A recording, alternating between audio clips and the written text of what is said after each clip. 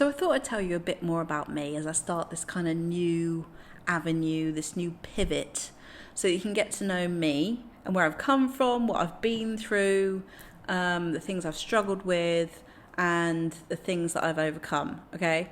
So I was born in Leicester in the UK, and when I was 4, my parents broke up, and my mum moved next door to her parents in Cambridge, and I was devastated because I loved my dad's parents who lived in Loughborough, and I grew up in Loughborough, which is a very famous university town for sports in the UK. But I was very, very, very close to my nana, who's died now. She died a year ago, and she was my absolute favourite person growing up. She loved me so much, like so openly. She would just say things like, I just love you just as you are, never change, I just love you, I'm just happy you're here. She would give me the biggest hugs whenever I came in the door. She was always just happy that I existed, basically, which was an incredible gift to have in my life. My nana and my grandpa were like my absolute stable rocks in my life, especially when my mum and dad broke up. My dad left whenever I was very young and travelled. He went to Australia, and I remember seeing him kind of sporadically. Obviously that's massively impacted me, my attachment, the people that I chose in my life. But anyway, I moved to Cambridge with my mum when I was 4, and that is where I spent all of my younger life. My mum, and now actually I'm back in Cambridge now, but we'll talk about that. That's another story. My mum she's not really wealthy. She had a part-time job as a teaching assistant, and we struggled with money a lot. We lived in council houses, which is like the government assisted housing. She seemed to just be able to cope really well, but I remember the conversations about money being, we haven't got any money, what we're going to do, things like that. So money was always an issue. There were lots of arguments about money in the house, and money was a stressful conversation, basically. My brother always saved money, I always spent money. That must have been one of my early coping mechanisms that I came up with. I liked buying stuff. Still do. Still love buying stuff. I think the remedy to that might be to earn more. I don't know. But anyway, so I went to school in Cambridge and really loved secondary school. I really, I'm not telling you every single thing about my life. I'm telling you the main things, the structure of my life.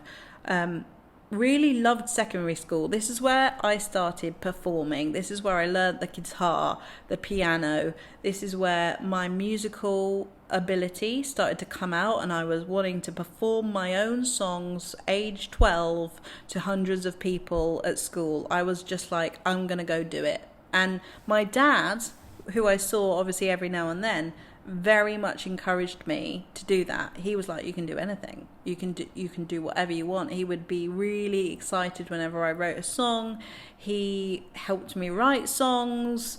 I kind of got A stars in my GCSEs for all of the creative subjects, so especially drama. I loved drama at GCSE. Music, obviously A star. Art, A star. Which is weird because I'm no artist really. I'm terrible at drawing. Probably about as good as Noah, honestly. But maybe it was some other creative element of it that made me do well. But maths, English, science, not very good. Especially maths, hated it. But I passed. I did well enough. I got through, did my A-levels. But when I was about 16, 17, I had 14, I had a boyfriend, my first serious boyfriend, and he was a very overpowering character, and everybody liked him, everybody thought he was great, he was head boy, he was really, really popular, and everybody was going, oh, you're so lucky that you're going out with him. And that really knocked my confidence. This is where my attachment wounding massively started to show its head, right? I started to over accommodate what I thought he wanted. I knew nothing and nobody seemed to know anything about attachment. My childhood was not looked at. It was brushed under the rug. I was diagnosed with an anxiety disorder and I was put on medication really young, right? So medication for lots of things. I had terrible skin, really bad spots, and medication for anxiety, which they said I might never come off of, which I rejected because I thought that was absolute bullshit. But anyway, I really struggled in that period of my life. My teens were really good until that boyfriend, and with him I just took a massive nosedive with my mental health, with my creativity, with everything.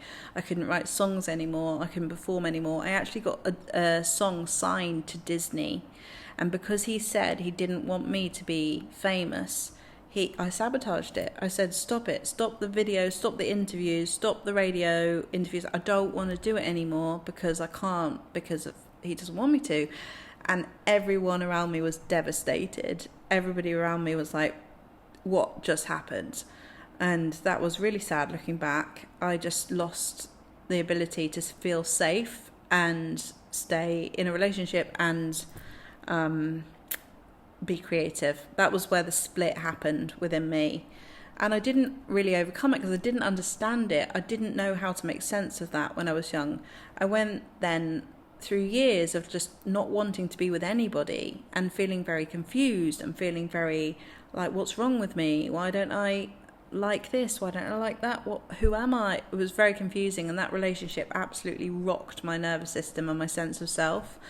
And then it wasn't until, much later, I moved to Brighton. I went to university in Hull and I did drama. But in doing that, I got very into radio and I was starting to love doing radio presenting, which I took quite seriously for a while, and worked at the BBC in London for a while. And it was like, wow, I can do anything. And at that phase of my life, I was like, I can do anything.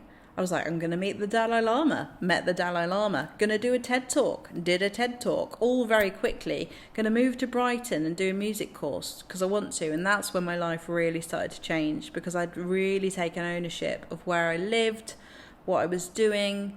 I was creative. I was having fun. I lived around really good people. But throughout all of my teens and my early 20s, I was dipping in and out of really bad OCD, anxiety, obsessive thoughts, health anxiety, all sorts of things. But when I did that TED Talk, I'd overcome so much of that. I was in a really good place. I still didn't feel like, was I the right person to do the TED Talk? Could it really be me to do it? And I did it, but I wasn't sure if I was the right person for the job, but I did it anyway.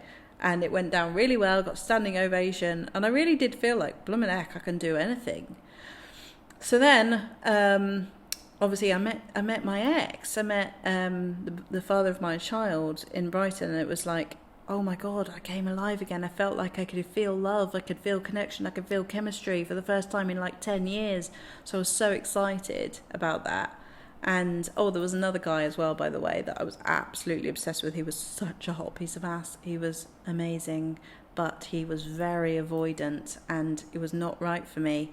And for years I could not see that. And I finally did, after 7 years, let him go.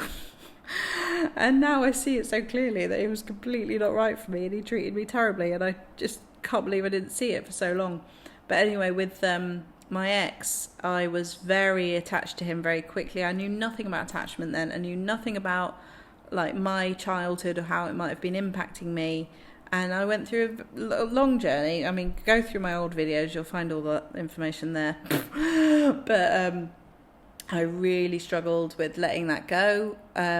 Obviously, we travelled quite a lot, but you see, my energy was starting to be depleted in the same way that it was with that first boyfriend from when I was a teenager. And I thought, what is going on? I can't believe this is happening again.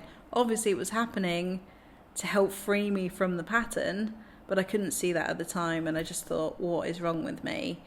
But, now I'm very grateful for that experience and coming out the other side of it feeling more me again.